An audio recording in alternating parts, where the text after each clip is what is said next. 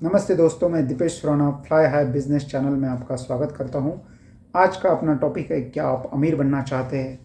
हर व्यक्ति अमीर बनना चाहता है। सभी का सपना होता है कि उनके पास बहुत धन दौलत हो, महंगी गाड़ियां हो, महंगे कपड़े हो।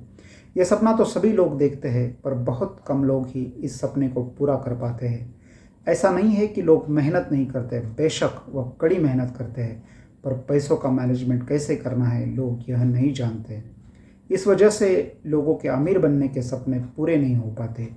कोई भी व्यक्ति सिर्फ पढ़ाई और नौकरी के दम पर अमीर नहीं हो सकता। इसके लिए आपको फाइनेंशियल मैनेजमेंट समझना बहुत ज़रूरी है। फाइनेंशियल मैनेजमेंट को रॉबर्ट कियोसाकी द्वारा लिखित पुस्तक रिच डैड पुअर डैड की समरी के द्वारा समझते हैं। इस किताब में 8 प्रमुख सिद्धांतों पर जोर दिया है। उसमें पहला सिद्धांत है सोच। जब कोई व्यक्ति अपने दिमाग में यह सोच लेता है कि वह किसी वस्तु को नहीं खरीद सकता, तो सचमुच वो उस वस्तु को खरीद नहीं सकता। उसका दिमाग काम करना बंद कर देता है। परंतु जब कोई व्यक्ति अपने दिमाग से प्रश्न करता है, तो उसका दिमाग काम करना शुरू करता है। दिमाग प्रश्नों के उत्तर ढूंढने लगता है। इसका मतलब यह है कि दिमाग को नकारात्मक चीज़ों से दूर रखो और दिमाग को सकारात्मक सोचने दो। इससे दिमाग एक्टिव रहेगा और धीरे धीरे स्ट्रांग हो जाएगा। दूसरा सिद्धांत है जोखिम। गरीब और मध्यम वर्ग लोग मानते हैं कि हमें जोखिम नहीं उठानी चाहिए। वह अपने बच्चों को भी वही शिक्षा देते हैं, आप अच्छे से पढ़ाई करें, अच्छे मार्क लेकर आए तथा सेफ और सिक्योर जॉब करें। वही दूसरी तरफ अमीर लोग जोखिम को कैसे मैनेज किया जाता है इसके बारे में बच्चों को पढ़ाते हैं। पढ़ाई करो और अपने पैसे को काम पर लगाओ, यह शिक्षा वो अपने बच्चों को देते हैं।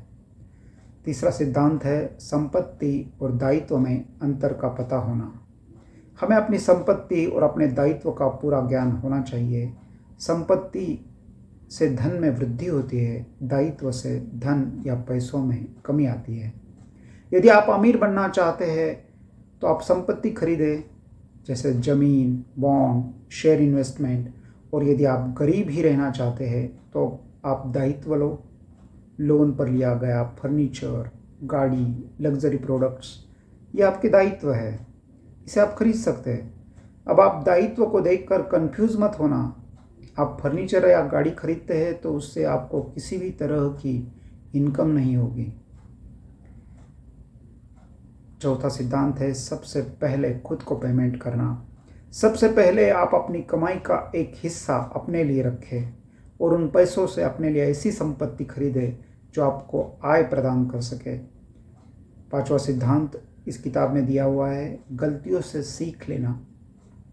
यदि आप एक बार गलती करते हैं तो उस गलती की पुनरावृत्ति दोबारा नहीं करें, बल्कि उससे सीख ले और अपनी लाइफ में आगे बढ़ें।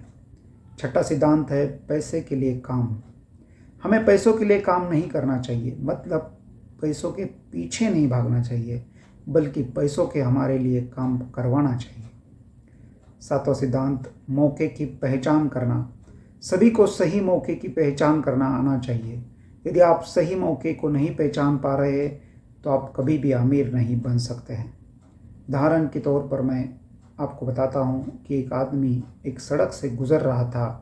वहाँ पर कुछ घर के सामने बोर्ड लगा हुआ था जिस पर लिखा था हाउस फॉर सेल।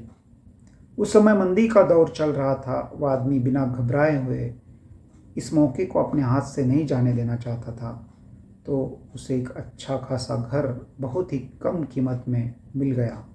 कुछ दिनों के बाद मंदी का दौर खत्म हुआ और अब उस घर की कीमत दुगनी हो गई। तो सोचिए, अगर आप मौके तलाशते हैं तो आपको मौके मिल जाते हैं। आठवां सिद्धांत है पैसे को सहेजने की समझ का होना। वैसे तो सभी लोग पैसे को सहेज कर रखते हैं, पर यहाँ पर सहेजने का अर्थ अपने अलमारी या गुल्लक में अपने पैसों को रखने से नहीं है। यहाँ पर सहेजने का अर्थ है अपने पैसे को ऐसी जगह इन्वेस्ट करना जिससे कि आय होती रहे। साथ ही साथ यह भी ध्यान रखना कि पैसे को ऐसी जगह खर्च न किया जाए जिससे किसी भी तरह का इनकम ना हो।